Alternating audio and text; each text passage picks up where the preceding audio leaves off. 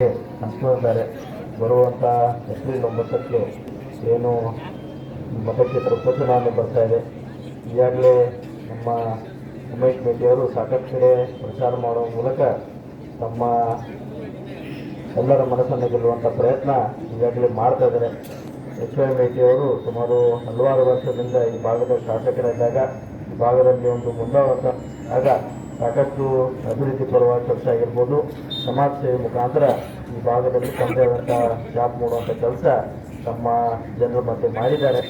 ಅದಕ್ಕೆ ಅದೇ ಒಂದು ನಿಟ್ಟಿನಲ್ಲಿ ಇವತ್ತು ಅವರ ಸುಪುತ್ರ ಅಂತ ಉಮೇಶ್ ಮೇಟಿಯವರು ಅದೇ ಮಾದರಿ ನಾವು ಕೂಡ ಕೆಲಸ ಮಾಡಬೇಕು, ನಮ್ಮ ಜನರ ಕೈಯನ್ನು ಇಡಬೇಕು, ಅವರ ಸೇವೆಯನ್ನು ಮಾಡಬೇಕಂತ ಒಂದು ಮನೋಭಾವನೆ ಇಟ್ಕೊಂಡು ಇವತ್ತು ಈ ಹುದ್ದೆಯವರು ಸ್ಪರ್ಧೆ ಮಾಡ್ತಾ ಇದ್ದಾರೆ. ಅದಕ್ಕೆ ತಮ್ಮೆಲ್ಲರ ಪ್ರೀತಿ, ವಿಶ್ವಾಸ ಮತ್ತು ಆಶೀರ್ವಾದ ಅವರು ಇವತ್ತು ಬಹಳಷ್ಟು ಅವಶ್ಯಕತೆ ಇದೆ. ಹಿಂದೆ ಯಾವ ರೀತಿ ಅವರ ತಂದೆಯವರು ಕೆಲಸ ಮಾಡಿದರು ಅದೇ ಮಾದರಿಯಲ್ಲಿ ಇವತ್ತು ಆ ಕೆಲಸವನ್ನು ಅವರು ಮಾಡಲಿಕ್ಕೆ ಹೊರಟಿದ್ದಾರೆ. ಅದರ ಜೊತೆಗೆ ನಮ್ಮ ಪಕ್ಷದ ಸಾಧನೆಗಳಾಗಿರ್ಬೋದು, ನಮ್ಮ ಪಕ್ಷದ ವಿಚಾರಗಳನ್ನು ಒಪ್ಪಿಕೊಂಡು ಇವತ್ತು ಕೆಲಸ ಮಾಡ್ತಿದ್ದಾರೆ. ಸುಮಾರು 3 ವರ್ಷಗಳಿಂದ ನಮ್ಮ ಪಕ್ಷ ಅಧಿಕಾರ ಬಂದಾದ ಮೇಲೆ 2023 ಚುನಾವಣೆಗೆ ಮುಂಚೆ ಏನೇನು ಭರವಸೆಗಳನ್ನು ಇವತ್ತು ನಮ್ಮ ಕಾಂಗ್ರೆಸ್ ಪಕ್ಷ ಸರ್ಕಾರ ಕೊಟ್ಟಿತ್ತು, ಸಂಪೂರ್ಣವಾಗಿ 3 ವರ್ಷದ ಅವಧಿಯಲ್ಲಿ ಎಲ್ಲ ಭರವಸೆಗಳನ್ನು ಪೂರೈಕೆ ಮಾಡುವಂಥ ಕೆಲಸ ನಮ್ಮ ಪಕ್ಷ ಮಾಡಿದೆ.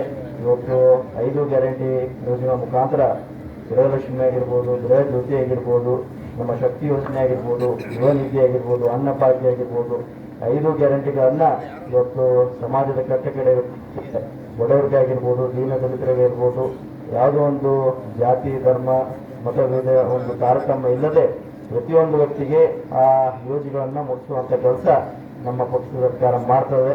ಇವತ್ತು ಬಹುಶಃ ಕಾಂಗ್ರೆಸ್ ಪಕ್ಷದ ಕಾರ್ಯಕರ್ತರಿಗೆ ಅಥವಾ ಕಾಂಗ್ರೆಸ್ ಪಕ್ಷದ ಬೆಂಬಲಿಗೆ ಮಾತ್ರ ಈ ಯೋಜನೆ ಹೋಗ್ತಾ ಇಲ್ಲ, ಪ್ರತಿಯೊಬ್ಬ ವ್ಯಕ್ತಿಗೆ ಯಾರು ಅವರಿಗೆ ಯೋಜನೆಗೆ ಅರ್ಹರಿದ್ದಾರೆ ಅವರಿಗೆ ಪ್ರತಿಯೊಬ್ಬರಿಗೂ ಕೊಡುವಂಥ ಕೆಲಸ ಇವತ್ತು ನಮ್ಮ ಸರ್ಕಾರ ಮಾಡ್ತಾ ಇದೆ.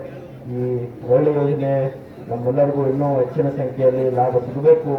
ನಮ್ಮ ಕಾಂಗ್ರೆಸ್ ಪಕ್ಷವನ್ನು ಬೂತ್ ಮಟ್ಟದಲ್ಲಿ ಇನ್ನೂ ಗಟ್ಟಿಯಾಗಿ ಘೋಷಿಸಬೇಕಂದ್ರೆ ಇವತ್ತು ಉಮೇಶ್ ಮೇಟಿ ಅವರಿಗೆ ತಮ್ಮೆಲ್ಲರ ಮತದಾನ ಮಾಡುವ ಮೂಲಕ ನಾವು ಅವರಿಗೆ ಆಶೀರ್ವಾದ ಮಾಡಬೇಕಂತ ಇದರಲ್ಲಿ ಮತ್ತೊಮ್ಮೆ ನಾನು ಕೇಳಲಿಕ್ಕೆ ಬಯಸುತ್ತೇನೆ.